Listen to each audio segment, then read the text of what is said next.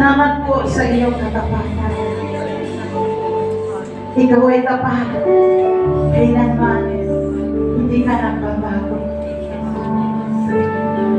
Sa mga sandaling ito, O Diyos, nakikita ko ang bawat isa